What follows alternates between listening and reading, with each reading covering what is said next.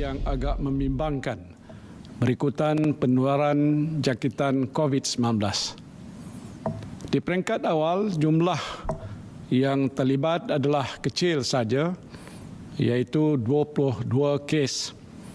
Dan kebanyakan kes ini melibatkan warga negara asing, warga negara Malaysia yang dibawa pulang daripada Wuhan, China, dan warga negara Malaysia yang melawat negara yang dijangkiti COVID-19.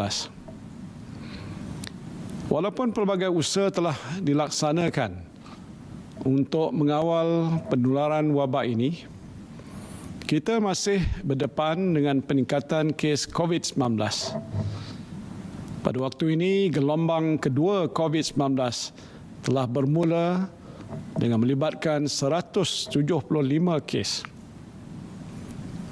Pada 11 Mac 2020, Pertubuhan Kesihatan Sedunia WHO telah pun mengisytiharkan penularan wabak COVID-19 sebagai pandemik kerana terdapat peningkatan kes yang ketara di seluruh dunia. Saya tahu saudara dan saudari pastinya risau akan keselamatan diri sendiri, anak-anak serta kaum keluarga. Anda juga pastinya mahu mendapatkan maklumat yang tepat mengenai langkah-langkah yang sedang dan akan diambil oleh kerajaan untuk menangani penularan wabak ini. Oleh itu, saya ingin memaklumkan kepada anda semua situasi semasa gelombang kedua penularan COVID-19 ini. Sehingga hari ini terdapat peningkatan kes positif COVID-19 yang baru berikutan pengesanan 2 kejadian kluster utama yang kebanyakannya melibatkan rakyat Malaysia. Dengan tren kes sedia ada ini, wabak ini dijangka akan berterusan untuk tempoh masa yang agak lama. Ia tidak akan berakhir dalam jangka waktu yang terdekat ini.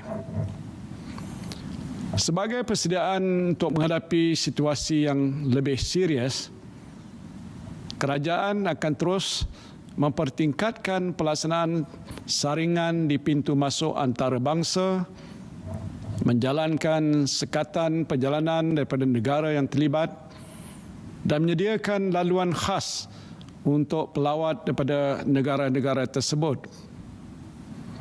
Kerajaan juga akan meningkatkan bilangan hospital yang boleh merawat kes-kes COVID-19 dan sehingga kini sebanyak 26 buah hospital kerajaan dan sebuah hospital universiti iaitu Pusat Perubatan Universiti Malaya mempunyai keupayaan untuk mengendalikan kes-kes COVID-19 ini. Selain itu, kolaborasi dengan hospital swasta, hospital di bawah Kementerian Pertahanan Malaysia dan juga hospital universiti telah dimulakan sebagai persediaan untuk menerima pertambahan kemasukan pesakit kes-kes COVID-19. Di samping itu, terdapat 57 hospital kerajaan dan 170 buah klinik kesihatan di seluruh negara yang bersedia untuk melaksanakan saringan kesihatan ke atas mereka yang bergejala penyakit COVID-19 ini. Kerajaan juga telah mengenal pasti Hospital Sungai Buloh dan sebuah hospital di setiap negeri sebagai hospital khusus untuk merawat kes-kes COVID-19. Kemampuan makmal untuk melakukan ujian pengesanan COVID-19 juga telah ditingkatkan. Dan ini termasuk 22 buah makmal di bawah Kementerian Kesihatan Malaysia dan juga makmal lain di bawah Kementerian Pertahanan Malaysia dan Kementerian Pertanian dan Industri Makanan. Kerajaan sedar bahawa antara langkah-langkah yang perlu diambil untuk mengekang penularan COVID-19 ini ialah sekatan perjalanan. Kerajaan kita akan meneruskan sekatan perjalanan untuk 3 wilayah di China, iaitu Hubei, Jiangsu dan Zhejiang, Hokkaido Jepun, Itali, Iran dan Republik Korea. Rakyat Malaysia dinasihatkan tidak melakukan perjalanan ke negara-negara yang terjejas dengan virus COVID-19 ini. Di samping itu, kapal-kapal persiaran hanya dibenarkan berlabuh untuk penambahan bekalan saja. Hanya kru warga negara Malaysia dibenarkan turun dari kapal dan mereka dikehendaki melalui saringan kesihatan.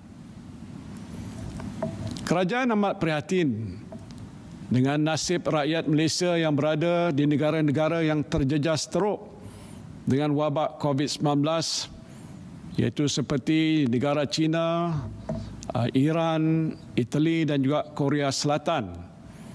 Dan sehingga kini, kerajaan kita telah pun membawa pulang seramai 107 orang rakyat Malaysia daripada sebahagian negara-negara ini.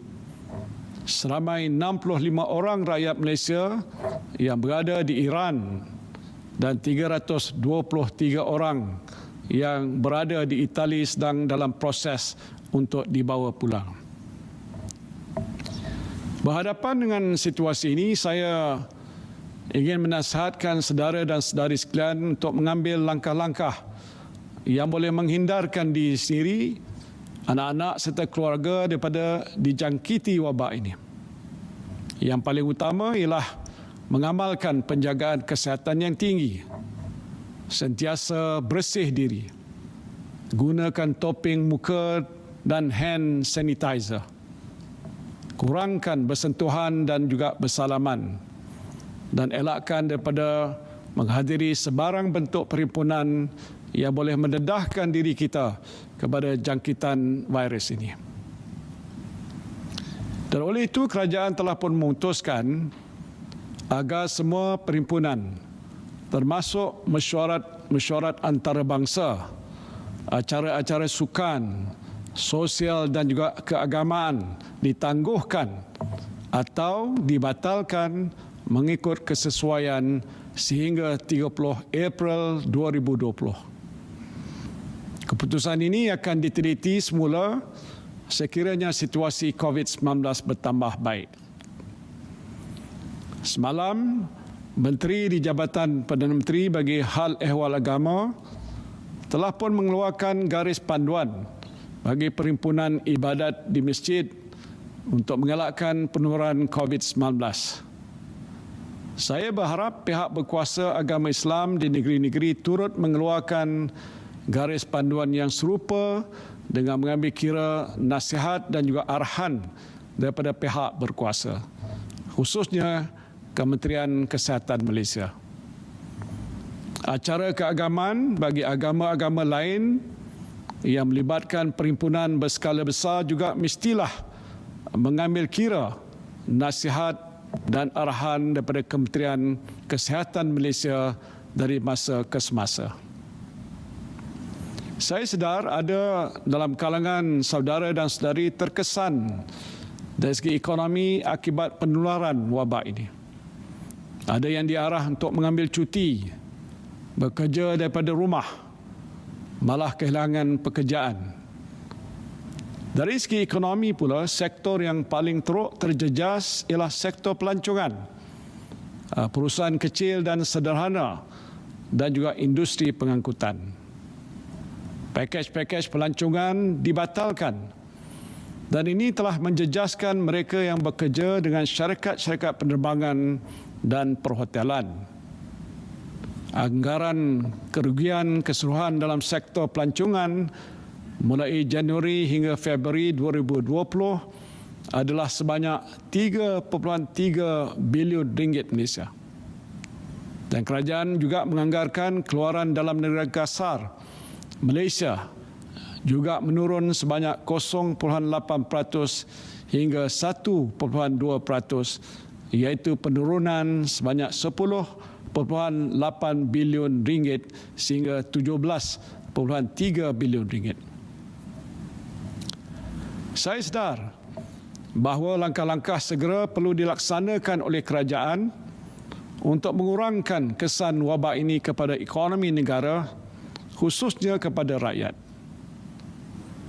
Dan untuk itu kerajaan akan memastikan pakej rancangan ekonomi yang telah pun diumumkan akan dipantau pelaksanaannya supaya kesannya akan dapat dirasai oleh anda semua dengan seberapa segera. Saya sendiri diberikan laporan mengenai COVID-19 ini secara harian oleh jawatan kuasa khas yang dipimpin oleh Kementerian Kesihatan Malaysia, dan ini membolehkan langkah-langkah terkini diambil untuk menghadapi segala kemungkinan yang boleh berlaku. Saya juga telah diberi jaminan bahawa bekalan barang-barang keperluan adalah mencukupi. Untuk itu, ibu bapa yang mempunyai anak-anak di sekolah, kerajaan menerusi Kementerian Pendidikan Malaysia juga telah mengambil langkah-langkah pencegahan termasuk membatalkan sebarang bentuk perhimpunan bagi mengelakkan penularan wabak ini. Saya ingin mengucapkan terima kasih kepada petugas kesihatan, penjawat awam, semua pihak yang terlibat secara langsung dalam usaha untuk menangani wabak COVID-19 ini. Saya berdoa semoga wabak ini berjaya ditangani dengan segera dan kita semua dapat menjalani kehidupan bersama keluarga dengan rasa yang selamat. Semoga Allah Subhanahu Wa Taala sentiasa memberikan perlindungan pada kita, keluarga kita dan negara kita. Wabillahi taufiq wal hidayah. Wassalamualaikum warahmatullahi wabarakatuh.